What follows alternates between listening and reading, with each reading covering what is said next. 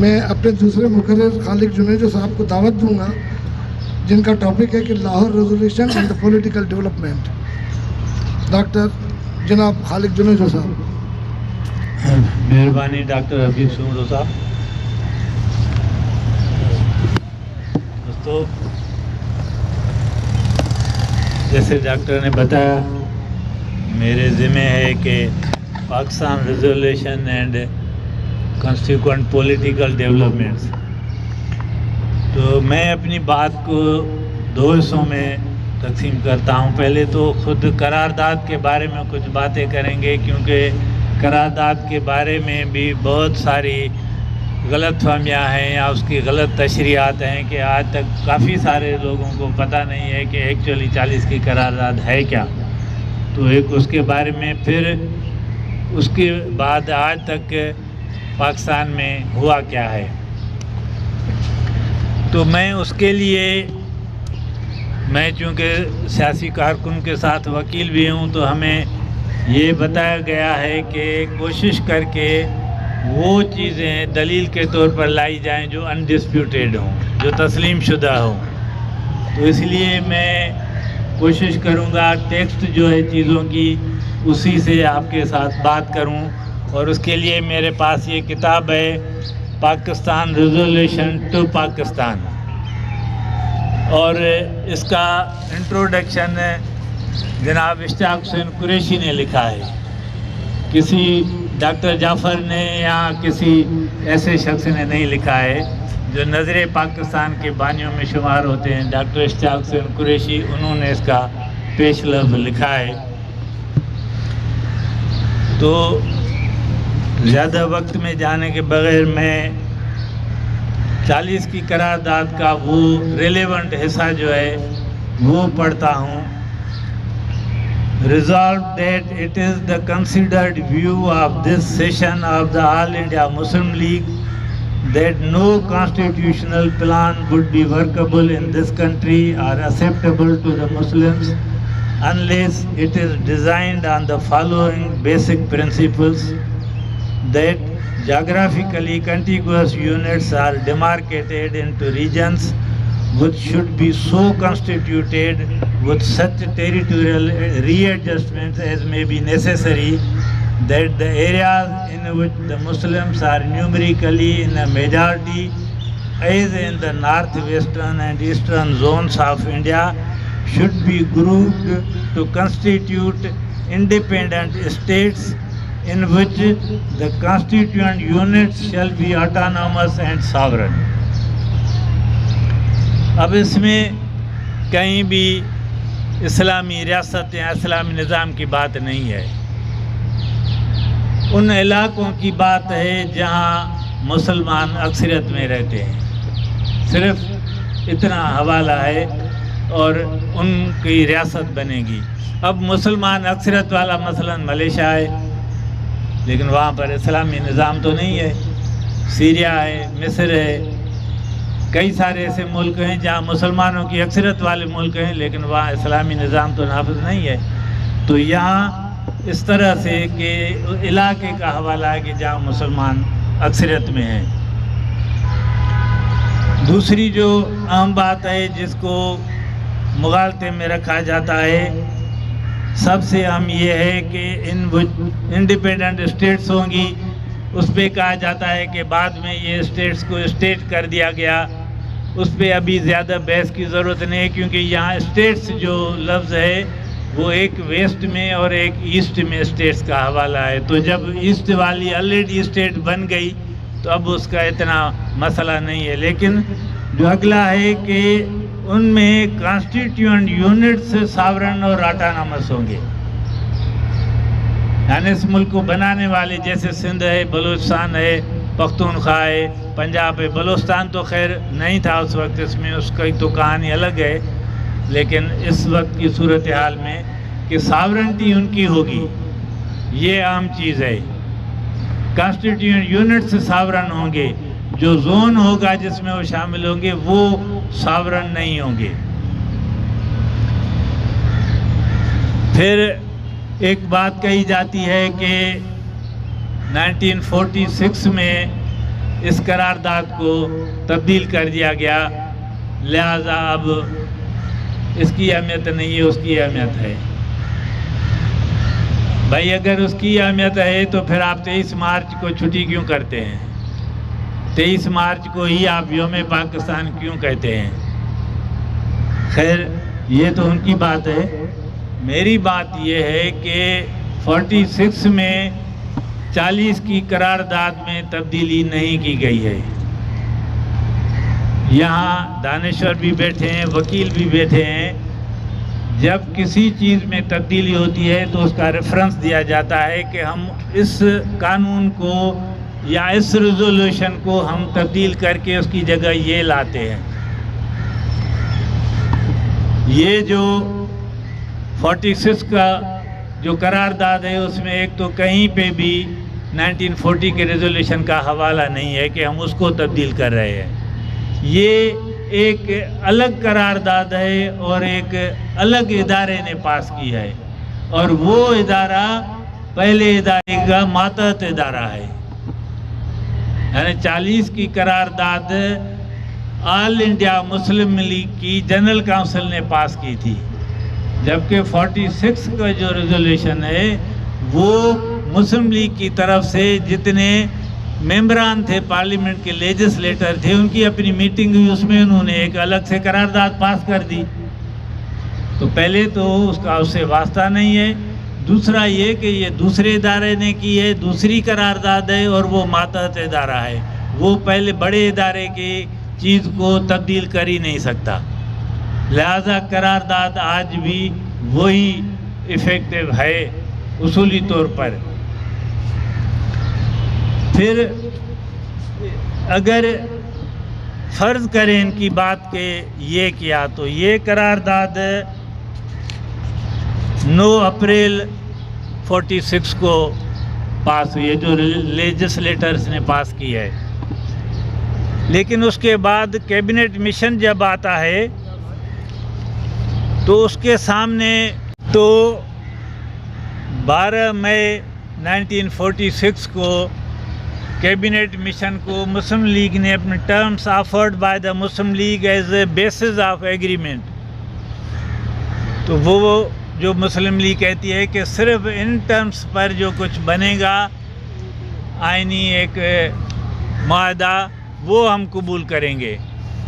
اس میں لکھا ہوا ہے کہ جو زون بنیں گے، زونل اسکیم تھی اس وقت، 3 زون تھے، ان کا ایک الگ آئین بنے گا اور کانسٹیٹیوئنٹ یونٹس جو تھے ان کا الگ بنے گا۔ اس کے بعد after the constitutions of the Pakistan federal government and the provinces are finally framed by the constitution making body, it will be open to any province of the group to decide to opt out of its group, provided the wishes of the people of that province are ascertained by a referendum to opt out or not.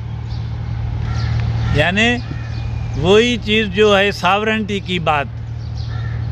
اب sovereignty کی معنی اور تشریح میں مجھے جانے کی ضرورت نہیں، سب یہاں پڑھے لکھے لوگ بیٹھے ہیں، لیکن مختصر یہ کہ ساورن وہ ہستی ہے جس کا فیصلہ آخری ہوتا ہے، اس کے اوپر اس کائنات میں کسی کا فیصلہ نہیں ہوتا، وہ ساورن ہوتی ہے۔ تو اسی کے پس منظر یہ چیز ہے کہ جب کانسٹیٹیوشن بن جائیں اور وہ عمل میں آ جائیں، اس کے بعد کسی بھی کانسٹیٹیوئنٹ یونٹس یا پران سمجھے کہ میرے ساتھ زیادتی ہو رہی ہے تو وہ ایک عوامی ریفرینڈم کے ذریعے اس سے الگ ہو سکتا ہے۔ تو یہ 40 کی اوریجنل قرارداد ہے اور اس کے مفہوم ہے اور اس کے اس سے جو اختیارات ہیں جو کانسٹیٹیوئنٹ یونٹس بنانے والے ہیں۔ پھر ہوا کیا، یہ چیز ڈاکٹر جعفر بیٹھے ہیں، ابھی آئیں گے، انہوں نے ایک دفعہ اپنے لیکچر میں کہا کہ 46 تک مسلم لیگ آٹانامی کے ایشو پر سیاست کر رہی تھی جبکہ کانگریس مضبوط مرکز کی تھی، لیکن جیسے ہی یہ ہوا کہ اب پاکستان بن رہا ہے تو 180 ڈگری کی کلا بازی کے بعد پھر سینٹرلائزیشن کی طرف بڑھے ہیں۔ تو پھر اب ہم دیکھتے ہیں کہ اس قرارداد کے الٹی سائڈ میں جو سفر ہوا ہے مختصر بالکل اس کی کیا ہوئی ہے۔ تو سب سے پہلے تو اگر حکمرانوں کی اور ان کے دانشوروں کی بات مانی جائے تو سب سے پہلے تو یہ انحرافی ہوئی ہے 46 میں جو کچھ ہوا ہے۔ اگر یہ ان کی بات مانی جائے جیسے وہ کہتے ہیں کہ ہم نے اس کو تبدیل کر دیا، تو اس کا مطلب ہے آپ نے وہ قرارداد جس کی بنیاد پر پاکستان بنا اس کی انحرافی پاکستان بننے سے پہلے ہی شروع کر دی۔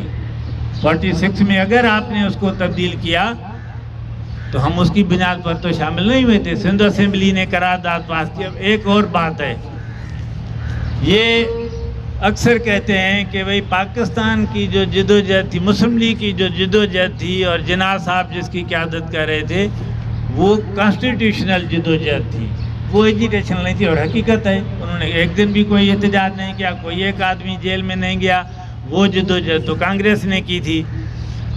تو اگر یہ کانسٹیٹیوشنل اسٹرگل تھی تو اس کو کانسٹیٹیوشنل بیس صرف تب ملا جب سندھ اسمبلی نے قرارداد پاس کی نا۔ تب تک تو یہ مسلم لیگ کے کارکنوں کی باتیں تھیں۔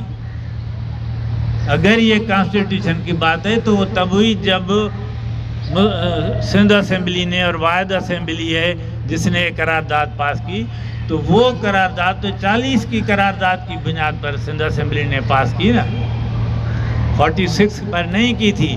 تو جس بنیاد پر ملک بنا اور جس بنیاد پر ہم شامل ہوئے تھے، آپ کے کہنے کے مطابق آپ نے اس کی انحرافی 46 سے ہی شروع کر دی۔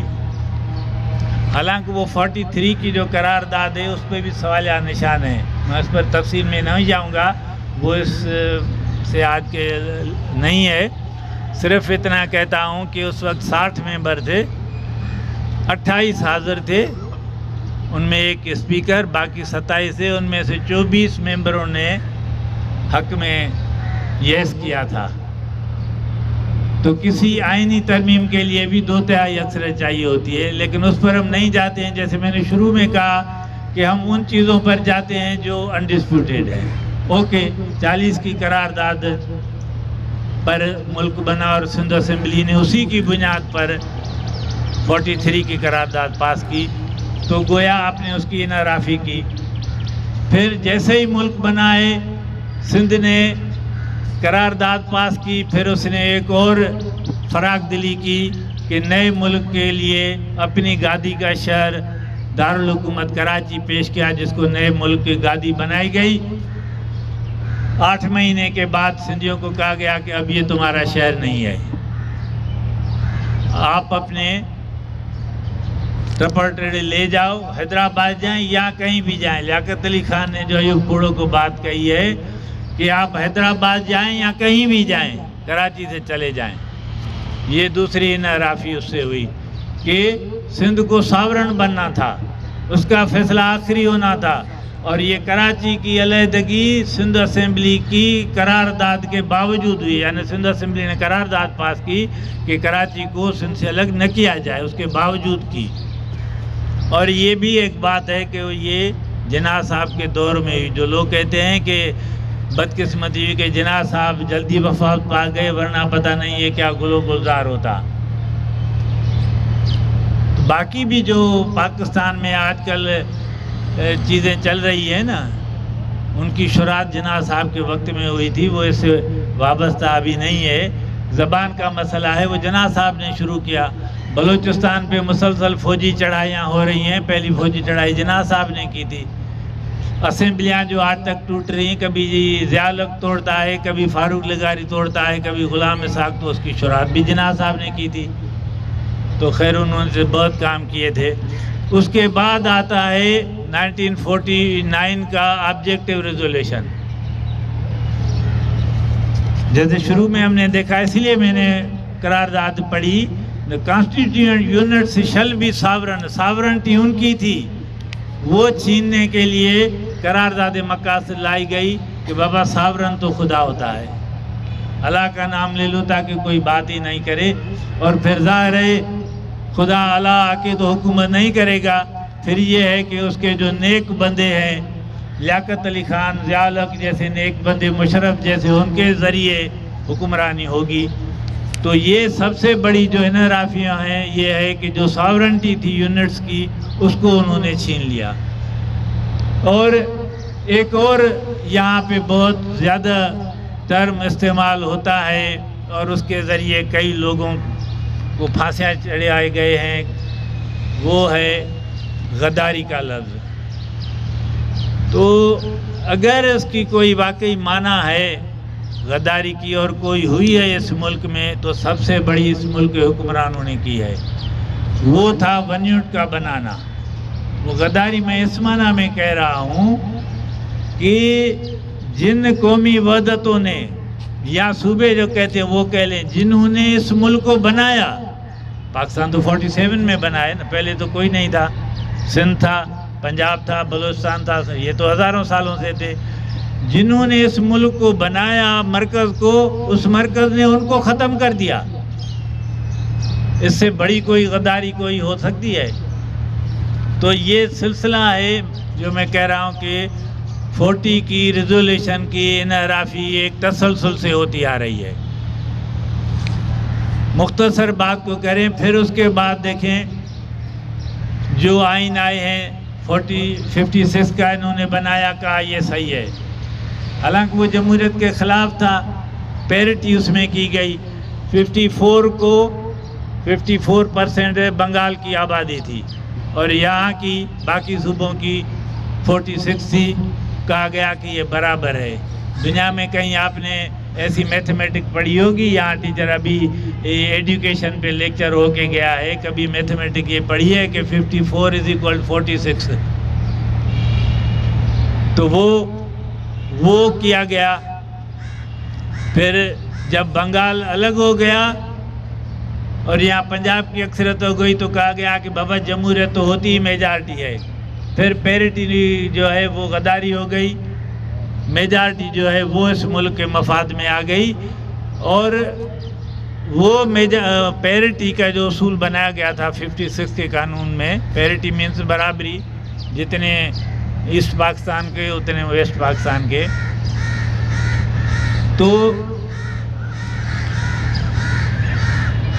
اس کو ختم کیا گیا 2 سال بعد 56 کے قانون کو 58 کے مارشل لا کے ذریعے.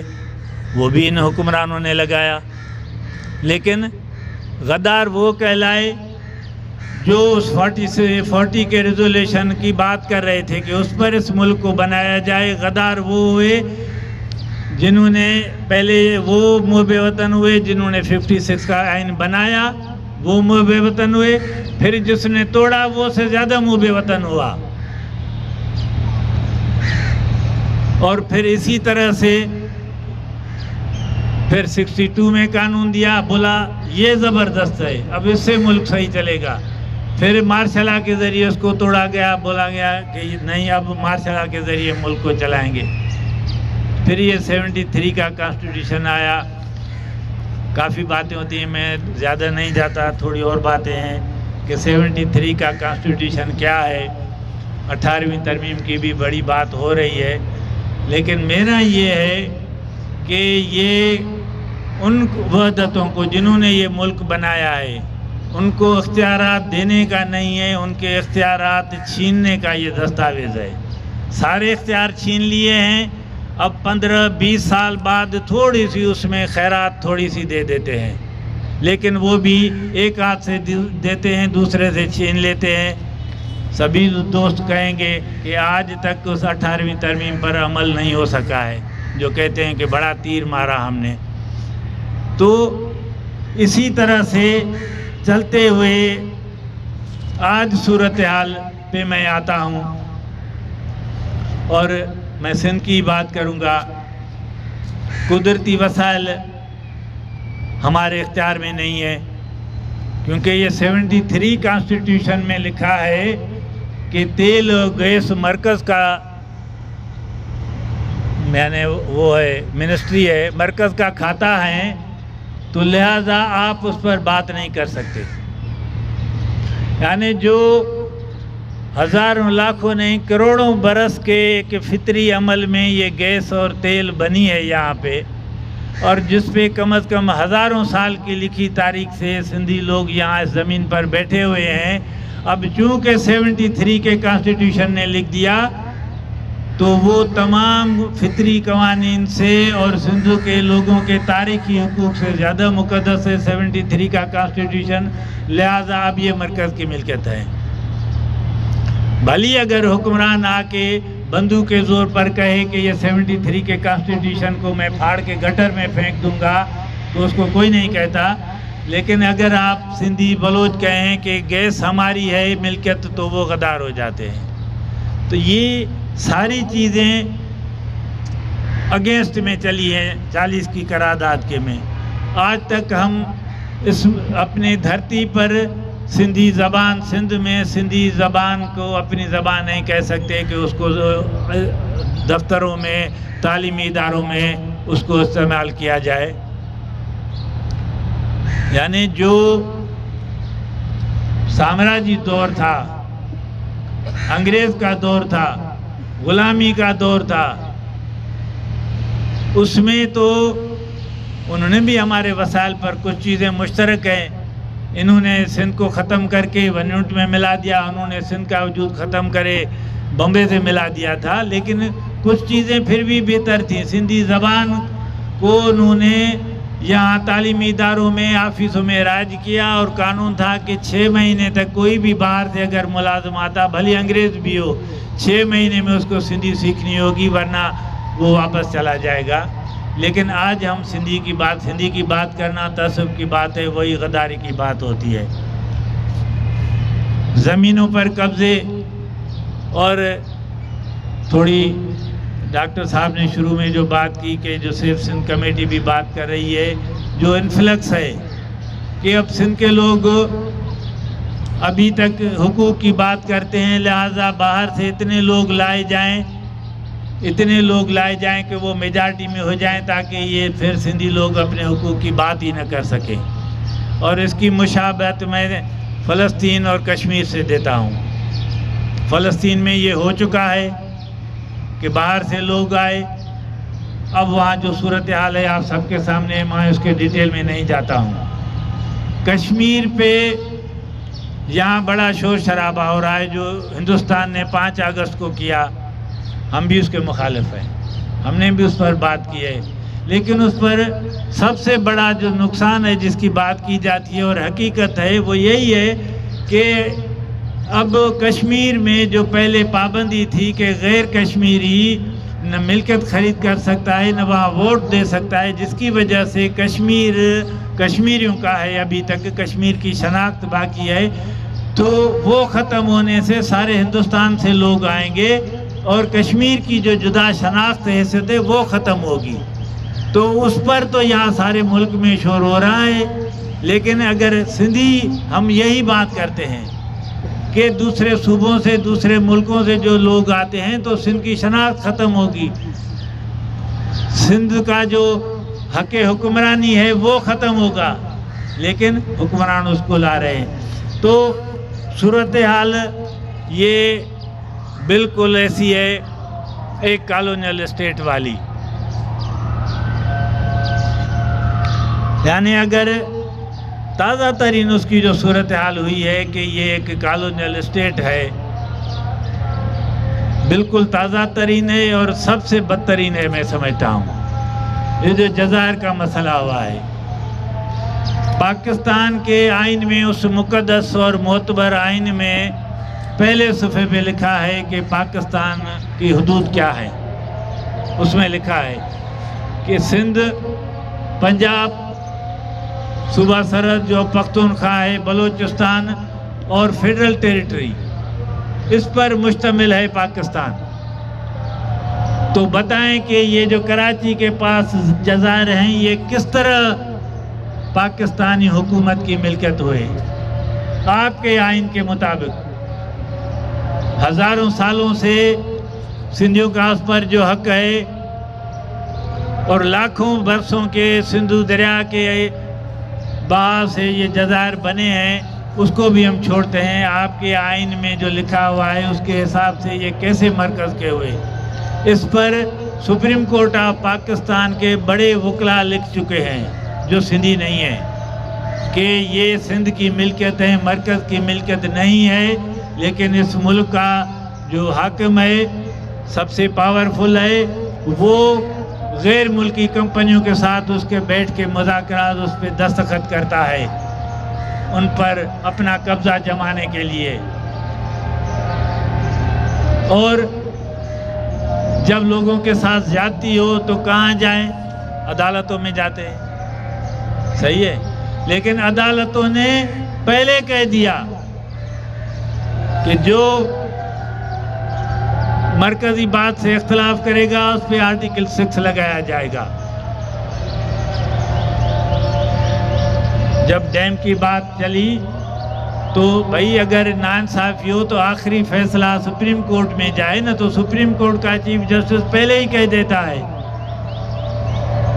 یعنی جنہوں نے آئین کو پھاڑ کے پھینک دیا ان پہ نہیں لگے گا آرٹیکل 6، لیکن جو صوبے یا قومیں کہیں گی کہ اپنے وسائل پر اختیار دو، ان پر چلک تو کہاں جائیں؟ اسی لیے میں کہہ رہا ہوں کہ یہ ایک بالکل اب کالونیل اسٹیٹ کی حیثیت اختیار کر گئی، کیونکہ اس میں کالونیل اسٹیٹ میں فیصلے کا اختیار کالونیل پاور کو ہوتا ہے۔ اب اس جزائر والے فیصلے تو انہوں نے اعلانہ کہہ دیا کہ بابا سارے فیصلے ہم کریں گے، جو آپ کو کرنا ہے آپ کریں۔ تو مختصر میں اگر میں اس کو کہوں، بس ایک دو بات ہے کہ 40 کو ریزولوشن کا جو پروگرام ہے وہ ایک کنفیڈریشن کا پروگرام ہے۔ سب دوست یہاں پڑھے لکھے ہیں، لیکن ڈاکٹر جعفر صاحب کا یہ موضوع ہے، اگر میں غلط کہوں تو وہ درست کر سکتے ہیں، کہ جو 40 کی قرارداد میں، لاہور قرارداد میں جو کچھ دیا گیا ہے، یعنی ساورن اینڈ آٹونامس اسٹیٹس، اور ایک جگہ یہ بھی دیا گیا ہے کہ صرف 4 کھاتے مرکز کے پاس ہیں گے، ایک اور جگہ پہ مسلم لیگ کی ایک اور قرارداد ہے، یا جو میں نے پڑھ کے بتائی کہ اگر 10 سال کے بعد وہ سمجھیں کہ ہمارے ساتھ زیادتی ہو رہی ہے تو وہ ایک ریفرینڈم کے ذریعے الگ ہو سکتے ہیں، تو یہ کنفیڈریشن کا نظام ہے۔ لیکن کنفیڈریشن کے بعد پھر فیڈریشن کی بات کی گئی، لیکن عملی طور پر ابھی یہ ایک بدترین قسم کی مرکزی حکومت ہے، جس کی میں نے 2-4 مثالیں صرف آپ کو دی ٹائم کی وجہ سے، باقی تو تفصیل بہت زیادہ ہے کہ سارے فیصلے مرکز کرتا ہے۔ اور اگر انگریز کا جو تسلیم شدہ ایک کالونیل نظام ہے، اس کی بھی میں نے آپ کو ایک مثال دی کہ یہاں پہ اس سے بھی بدتر ہو رہا ہے۔ تو جب صورتحال یہاں آ کے پہنچے، کسی بھی مہذب ملک میں، کوئی بھی ایک ملک ایسا نہیں ہے جس میں سب لوگ ایک زبان والے ہوں، ایک مذہب والے ہوں، ایک نسل کے ہوں، مختلف لوگ ہوتے ہیں، مسائل ہوتے ہیں۔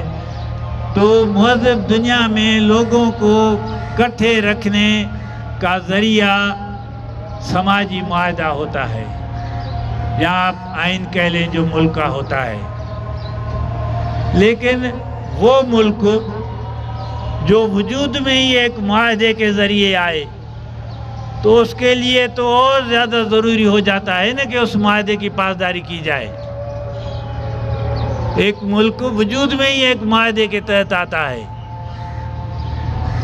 اس کی جب خلاف ورزی کی جائے اور یہاں تک کی جائے کہ وہ ایک بالکل کالونیل ریاست بن جائے، تو پھر ان لوگوں کو جنہوں نے یہ ملک بنایا یہ حق پہنچتا ہے کہ وہ بات کریں کہ بھائی اب بات ہوگی اس معاہدے پر، کیونکہ یہ ایک معاہدہ ہے نا، ساجھیداری تھی۔